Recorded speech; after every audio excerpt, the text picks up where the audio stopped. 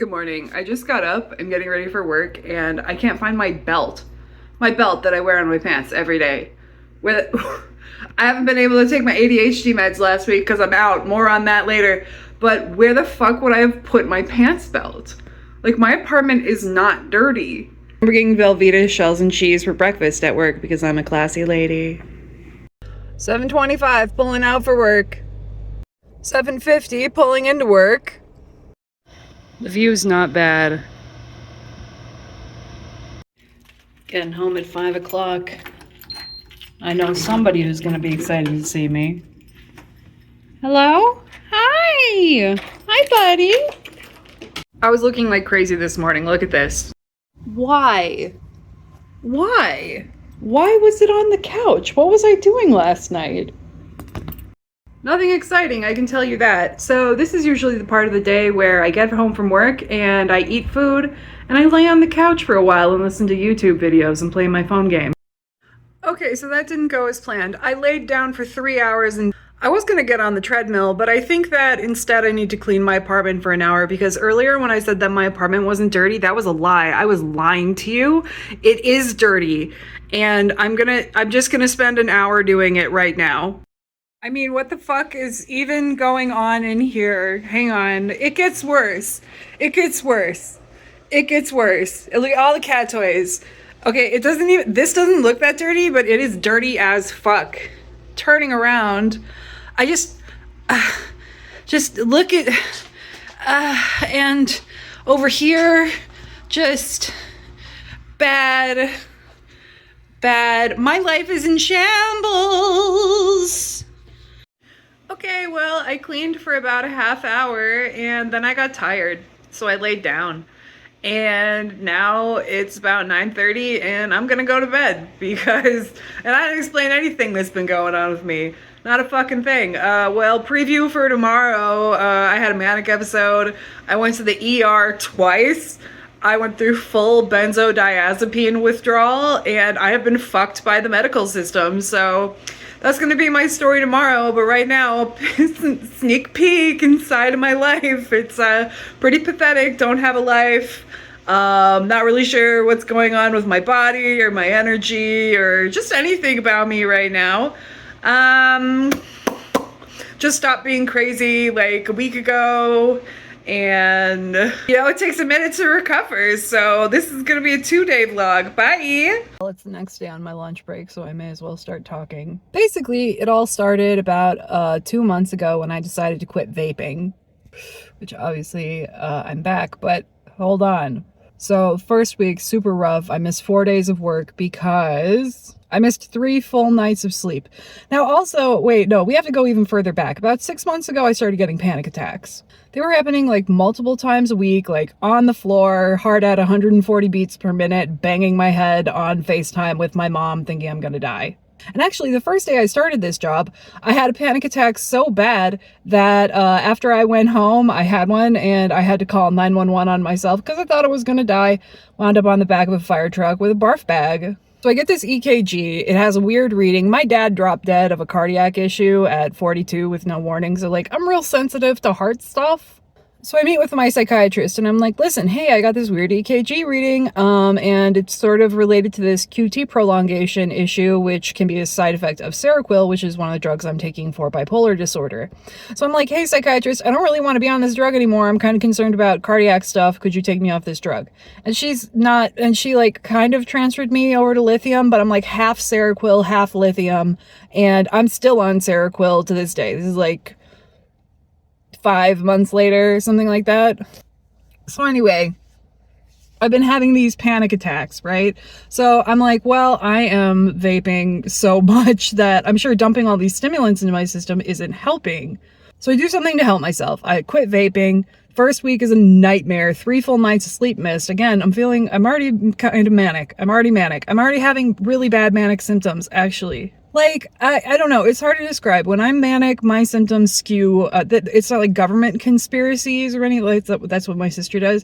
I always skew kind of mystical signs, euphoric experiences, like quasi-spiritual stuff. Anyway, so I'm like manic, but anyway, so I decided to quit smoking. First week is a nightmare. Second week, I'm dragging myself through it. I hate it so much, right? And then my Xanax prescription runs out. Month before, my primary care doctor had been prescribing this. Month before, my primary care doctor was like, hey, we need to do a wellness check if you want me to keep prescribing this. But here's the problem. I got fired from my job in April and I lost my health insurance. So now I'm on the state insurance.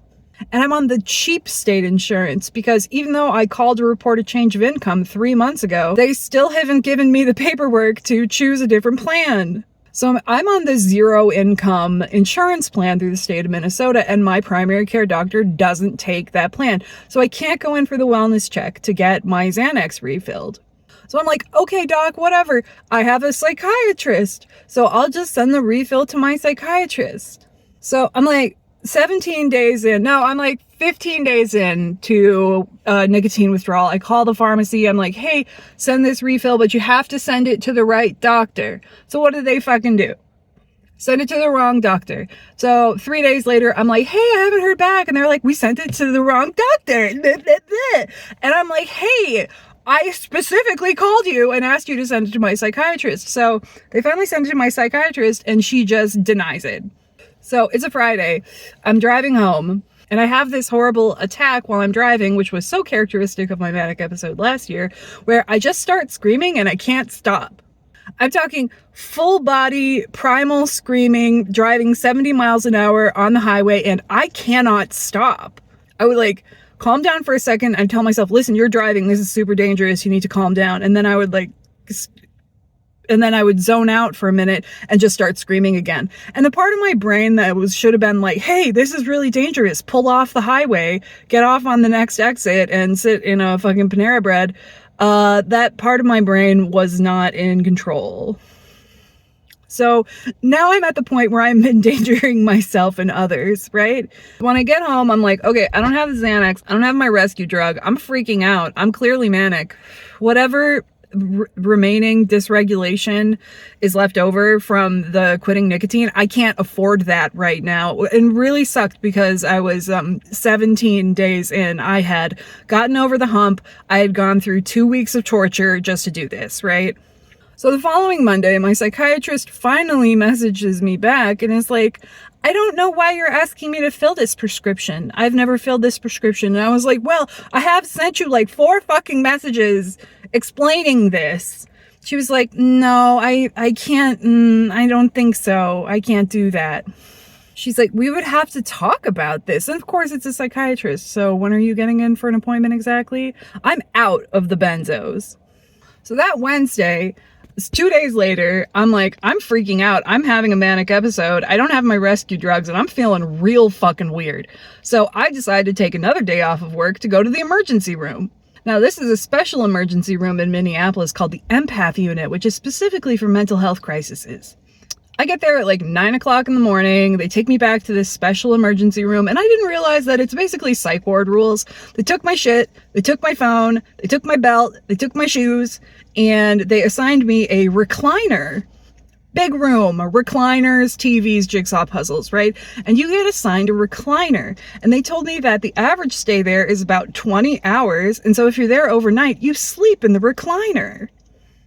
So I'm like, listen, I can't stay here for 20 hours. I took the day off of work. I'm a temp to hire at this job, and I need to get hired because getting hired is the only way I'm going to get health insurance. I've already missed a lot of work because of this whole episode that I'm having, and so I need to be out of here today. And they're like, okay, cool. Get there at 1 o'clock in the afternoon rolls by. The lady comes up and she's like, hey, I'm sorry, our psych team is a little bit backed up. They're going to see you in 15 minutes. Now, at this point, I've already talked to the intake person in the emergency room. I had to talk to 3 doctors before I even got in there. I explained the situation so many times, like I'm having a manic episode. I couldn't stop screaming on the highway. My doctor isn't prescribing my refill. I've been taking this drug for 4 years. I have never asked for an early refill. I'm not asking for a dose increase.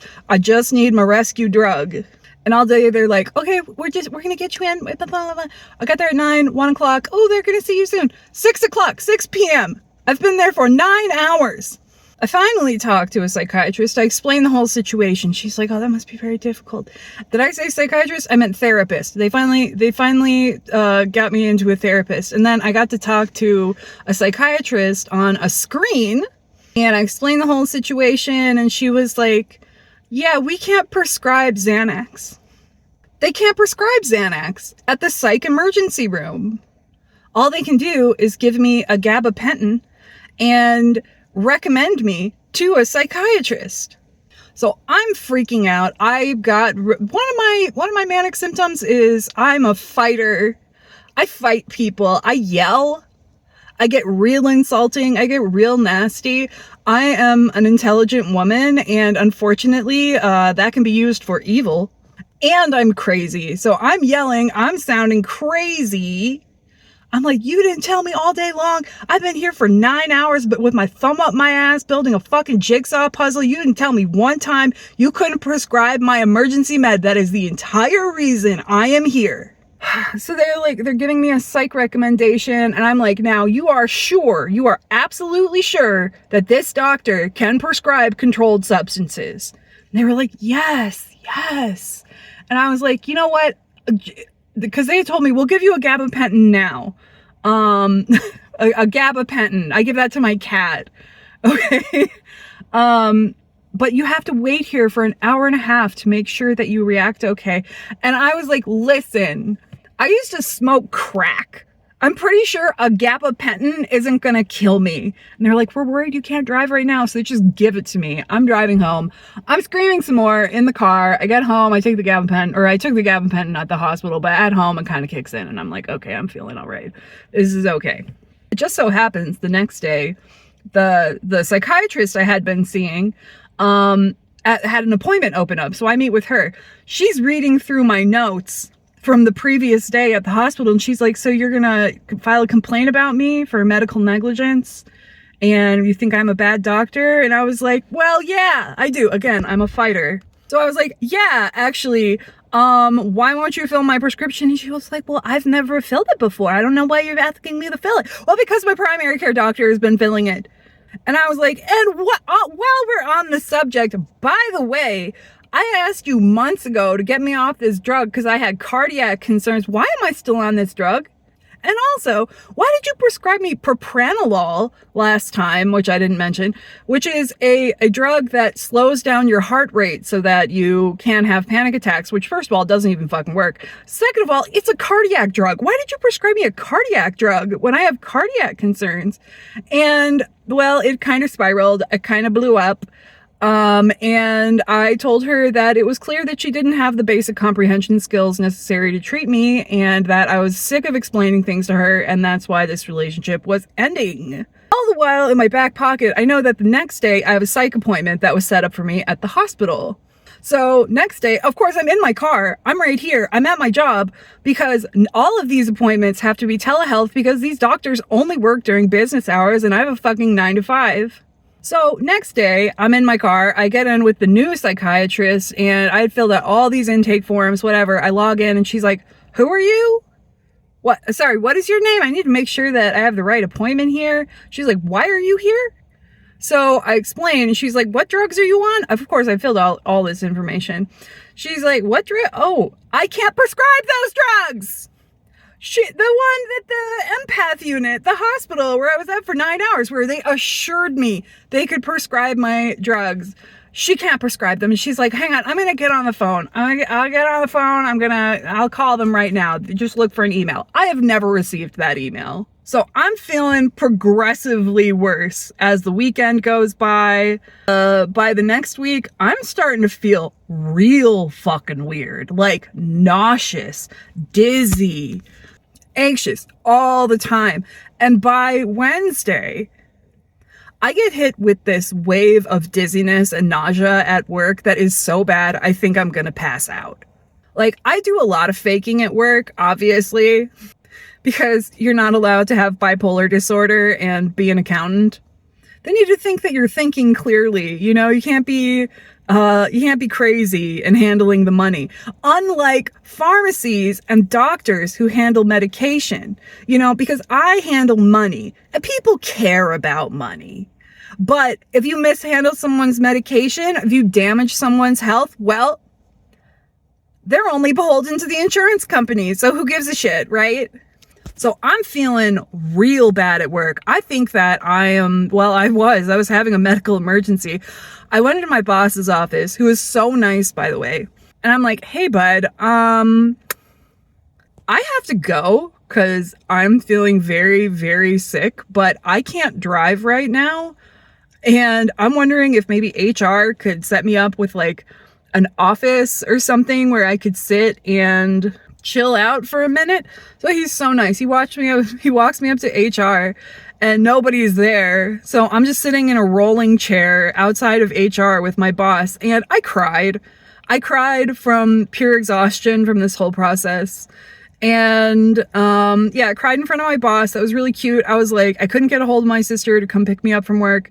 So I'm like, I don't know how to tell you this, but I think I need an ambulance. So he's like, oh, okay. Okay. And I'm like, I'm so embarrassed. I do not want an ambulance rolling up to this office building and me getting inside. And he was like, well, we can have them meet you in the parking lot and I'll go out there with you. And I'm like, thank you. But I finally got a hold of my sister. She was like, I'll leave right now. I'll come pick you up. I'm like, and in front of my boss, I'm on the phone. I'm like, I need to go to the ER. So I'm waiting outside for my sister to show up, and I am out of my mind. I feel like I am about to die. I feel like I'm about to pass out. I'm so nauseous. And not nauseous in a way where I'm going to throw up, like nauseous, like things are spinning. I am I feel like I can't even walk straight. So my sister gets here finally. It takes like 25 minutes. We drive to the hospital, and on the way there, we decide I'm just going to fake being, I don't know how to say this to get past YouTube censors, but I'm going to fake a mental health emergency that would require hospitalization. It would require a vacation up to the psych ward, okay? I never did get the chance though. So anyways, we get to the hospital. First of all, in my sister's car, I am crying hysterically. I don't think she's ever seen me cry like that. Get to the ER. I am like writhing and crying in the ER waiting room. They finally got me into intake. Not finally, this hospital I go to is incredible. It took like 10 minutes. Not the same hospital as the last one. So I'm in the intake room with the nurse. She's taking my vitals, and I am yelling about what a cunt this psychiatrist is, and I just need my meds, and no one is listening to me, and I'm having a manic episode, and I'm screaming in the car, and I'm seeing numbers that are making me feel paranoid, and blah, blah, blah, blah, blah, and I just need my med, and now I'm nauseous, and I don't know what's going on, and she like slaps a bracelet on me, brings me back to a room. I got a room in the ER because I'm crazy. And the weirdest thing happened. On my way back to the room, it just stopped. Apparently Mania, which is like, I take like for example, an anti-seizure medication because mania is like an electrical storm in your brain. You're just overactivated. And at this point, I've been overactivated for months with the panic attacks and the weird experiences and the screaming. And with this Xanax complication, I have been in overdrive, right? And apparently mania can hit a peak, which I'm at clearly with the nausea and the crying and the emergency room and the crying in front of my boss. And it can just hit such a fever pitch that it can just hit a biological wall and just stop. So it stopped on my way back to the room in the emergency room. Thank God. I finally got thrown a bone. I'm not manic anymore. Which is cool because what's on the other side of that? I don't know. Bipolar. I don't know what. Mania. And then I'm not sure. So I'm back in the room. They take my shit. They take my shoes. They take my phone again because I'm crazy. And this is just my regular experience at the hospital is that they don't want you to stab somebody or something. I'm like wearing ballet flats. I'm like, what am I going to do with these? And then doctors come in and we go through all my symptoms and stuff, and they've got the mental health coordinator, and they gave me an Ativan, which is a benzo, which is a benzodiazepine, thank God, to calm down. And they tell me that the nausea that I'm experiencing is benzodiazepine withdrawal. It's Withdrawal from the Xanax, which I've been taking almost every single day for 4 years and then did not have access to. So they're like, listen, we'll set you up with a psychiatrist and we'll give you 1 week of Ativan and some Zofran for the nausea. And I'm gonna have to finish this story later because my lunch break is over. Oh, hell no. Interference on the way back in. Now it's after my shift and I'm at McDonald's because I was just feeling really nauseous and weird at the end of my shift. And I know from experience that if I'm feeling weird and anxious and nauseous, I should not drive. So I just drove up the road and ate a couple cheeseburgers, and now I'm kind of just sitting here waiting to feel good enough to drive. I have to structure my entire life around this. I mean, it's something I think about like all day long, every day. And I haven't even finished my story yet, so I guess I'll finish that when I get home. I'm supposed to go to a bipolar support group tonight, but I think that I might just stay at home and get high, because that's just where I'm at right now.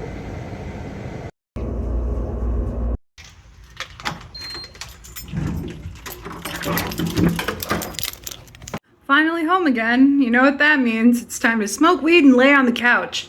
I am going insane. I was just laying here and I heard a little thud next to me, right? And I don't even have pants on. Tell me how a fucking rock just dropped on me while I'm laying on the couch. A rock? A rock.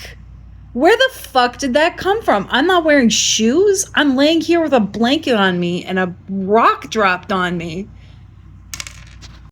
It's been 2.5 hours and I'm still on the couch and I just don't want to do anything. I've been a little bit concerned about my energy levels lately. Like I said, bipolar, I was manic, now what's going to happen? And like in my depressive episode last year, on top of just being like depressed, one of the problems was that I got really, really weak.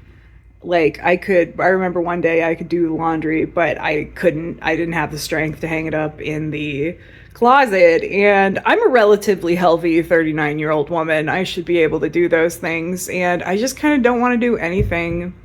And the other day my sister asked me on a walk and I was like, oh yeah, totally. And I was thinking, yeah, I should prove to her and my brother-in-law that I can go on a walk. And afterwards I was like, is going on a walk hard? Is that hard for you? Like, why are things just seeming like a hassle recently? Simple physical things that I should be doing. Like, not just laying on the couch as soon as I get home from work. This little walking pad I bought for like $79 on Amazon. Purchase of the century. You just turn it on and then one little hit and it starts. And look at how good it moved my shoes. And it can go up to like 4 miles an hour, which is way too fast for me. It's way too fast for Binks too. He's getting scared. Let's drop that down to 2. I'm usually walking at about a 2.8. Took 51 minutes to get to 10,000 steps. Hi, it's the next day. This video is a nightmare. I had to come home sick from work because I felt so nauseous. What the fuck is going on with me? I have no idea because we haven't gotten to part 2 of my story yet. Let me just bang this out because honestly I'm sick of this video. Okay, so to backtrack, I'm at the hospital. I'm so nauseous. I feel like I'm gonna die. It turns out it's benzodiazepine withdrawal. They give me a week's worth of Ativan and say we're gonna set you up with a psychiatrist. So 2 days later, I'm in another telehealth appointment with a new psychiatrist.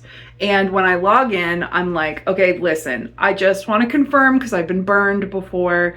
You can prescribe controlled substances, right? Like methylphenidate, my ADHD drug, and Xanax, right? And she was such a cunt. She was like, I'm not going to prescribe those to you. I don't know you. Because that's the thing. If you are in distress and trying to get controlled substances, every single person will treat you like a criminal or a drug addict.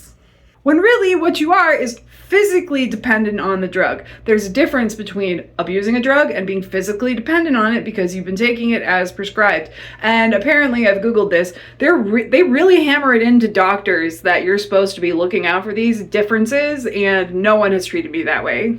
So yeah, this lady was a total bitch. She, basically the entire time was like telling me she's not gonna give me drugs and like interrogating me and like, you know, saying, well, if you want this, we're gonna have to meet in person. You're gonna have to come to a piss test to see if you're on drugs, blah, blah, blah, blah, blah. By the way, I would pass a piss test. But anyway, at this point, I'm so beaten down. I'm like, fine, I'll come in for a piss test, whatever. So I'm dreading this appointment coming up, right? I like make a Hail Mary message to my original primary care doctor that I couldn't see because of the insurance and just say, listen, doctor, I know we can't. I went to her office and was turned away at the door. Okay, I'm saying they told me not to even message her. So I message her anyway, and I'm like, listen, we've been working together for years. This is my situation. If you can get around this requirement and prescribe me an extra month of Xanax, thank you. And her team writes back and they're like, you know, this is really more like an e-visit. So if you pay $180, we'll give it the consideration that it needs, right? And I'm like, okay, fine, $180, fine, consent. And then they messaged me back and was like, well, your doctor's out of town for like more than 2 days, so we're gonna pass this on to a different on-call physician, right? Don't hear back from them. And that's like Monday, and I've got this horrible piss appointment coming up on Friday where I have to meet with this hostile bitch doctor. So I call another psychiatric service, the one that my mom uses, because I found out they take the state insurance. So, and it was super easy. I scheduled online. I was like, oh, thank God. So I go and I cancel the piss appointment. So on my form, when I signed up for the new appointment, I was like, hey, I need these particular drugs to be prescribed, right? Hour after I make the online appointment, they call me and they're like, hey, we saw that you made this note and we just want to let you know that it's a case-by-case basis and, you know, they're not necessarily going to prescribe you benzodiazepines. And I was like, oh, you know what? That's cool. I'm fine with being evaluated. I've been burned before. I need to make sure that the doctor I'm seeing can prescribe these drugs. And she said, well, I can't tell you that. And I said, well, can you look? And she said, no. You tell me why. They are not allowed to look whether or not the doctors will prescribe those drugs and tell you beforehand. So my appointment with that doctor is tomorrow morning. And I've just kind of given up, right? I've given up. I have tried everything in my power to get these drugs. And until I have better insurance, I'm just not going to be able to access the medicine that works best for me. Then out of nowhere, a couple days ago, my original doctor finally gets back to me and she's like, you can have 2 months of Xanax. But after that, you have to find someone who takes your insurance. So all of a sudden, I now have 120 Xanax pills. I'm prescribed 2 per day. So why am I still so sick? I've been taking them as prescribed, less than prescribed, because I want to make them last. I've been taking them and I am still nauseous. And I still feel like shit. Like, am I still going through some sort of withdrawal? And this is what is so frustrating, is that I don't have a doctor to talk to about this. No one can tell me why I feel like shit right now, what the benzo withdrawal was doing to my body, how I'm supposed to function without my ADHD medication, what I'm gonna do after this 2-month prescription is out, because presumably I'll be going through withdrawal again. So I guess I just gotta go to this appointment tomorrow morning and hope maybe this doctor even is legally allowed to prescribe these drugs. And then I don't know. And if not, I guess the journey continues.